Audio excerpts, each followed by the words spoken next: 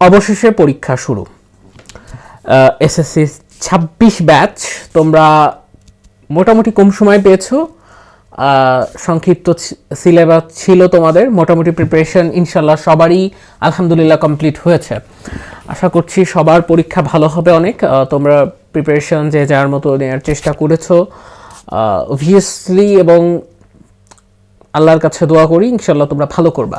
তবে তোমাদের বাংলা প্রথম পত্র পরীক্ষা আমি ভিডিওটা একটু আগে দেওয়ার দরকার ছিল, বাট মনে হইলে এখন কিছুটা দিই, যদি 2-4 মার্ক কারোর ক্ষেত্রে বেড়ে যায়।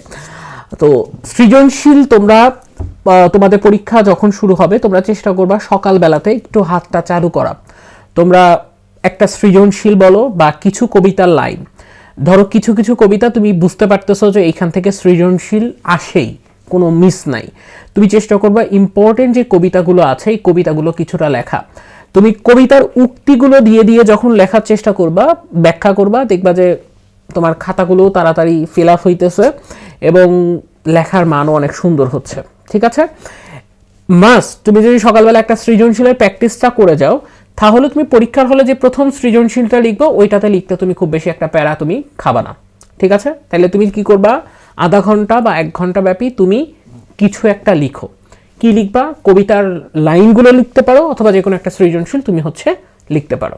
ঠিক আছে, দ্বিতীয় যে কাজটা তুমি করবা সেটা যে মানে মাথা ঠান্ডা রাখতে হবে।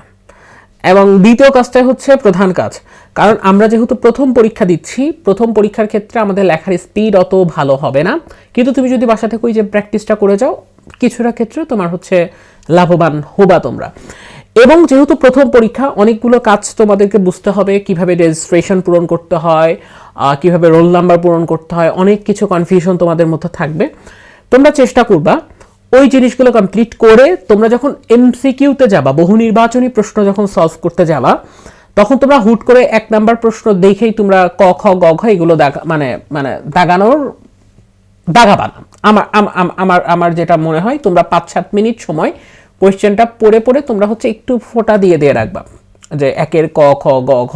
কারণ আমাদের মস্তিষ্ক যত সময় যায় পরীক্ষার হলে তত সেটা বেশি অ্যাক্টিভ হইতে থাকে। সো প্রথমেই ধরো হুট করে, কারণ বাংলা প্রথম পত্রে যেই তুমি জানো এমসিকিউ যেভাবে দেয় যে দুঃখ বেদনা, এইটার কনফিউশন তুমি বুঝতে পারবা না, তাই না? মানে একই রকম অপশন থাকে। সো বাংলা বিশেষ করে যারা যশোর বোর্ডে এক্সাম দিবা, সো মোটামুটি আমাদের প্রত্যেকবার বাংলা প্রশ্নগুলো এমন হয় 4টা অপশন দেখতে সেম রকম, মানে সেম অর্থ বোঝায়।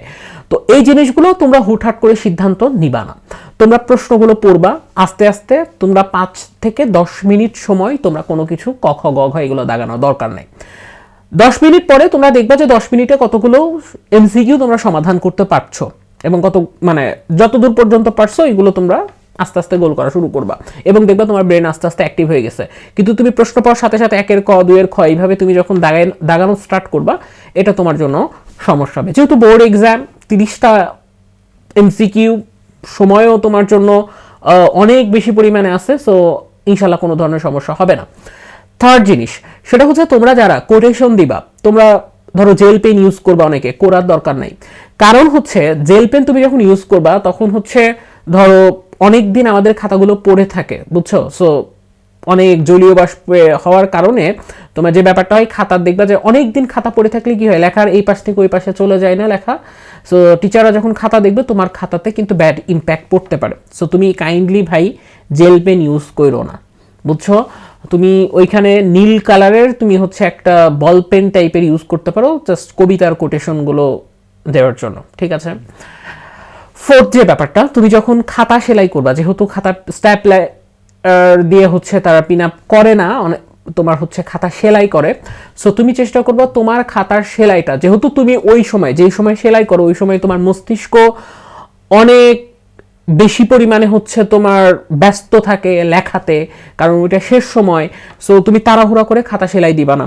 তুমি তোমার খাতাটা সুন্দরভাবে সিকিউরভাবে তুমি এটা ইনশিওর করবা যে তোমার খাতা আর ছেঁড়ার সম্ভাবনা নাই।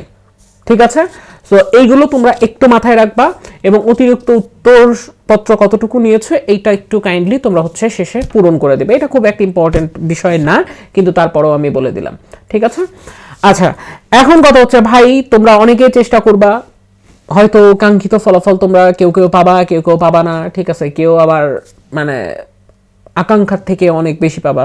সো কাহিনী হচ্ছে তুমি তোমার চেষ্টা করছো, তুমি তোমার ফাইটে আসো, এখন তুমি তোমার মতো ফাইট তুমি করবা, আল্লাহ যা সিদ্ধান্ত দেয় আল্লাহ দিবেন। কারণ খাতা আসলে অনেক জায়গায় যাবে, তুমি দেখবা তোমার বন্ধুদের মধ্যেই 5 জন A+ পাইছে, 5 জন প্লাস পাই নাই, খাতা কই গিছে, ঠিক আছে, এক একজন শিক্ষকের এক এক রকম লেন্স থেকে তারা হচ্ছে খাতা দেখেন।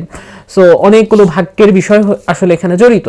সো তুমি তোমার মতো ফাইট করতে থাকো, আল্লাহ ভরসা, ইনশাল্লাহ ভালো কিছু হবে তোমাদের জন্য।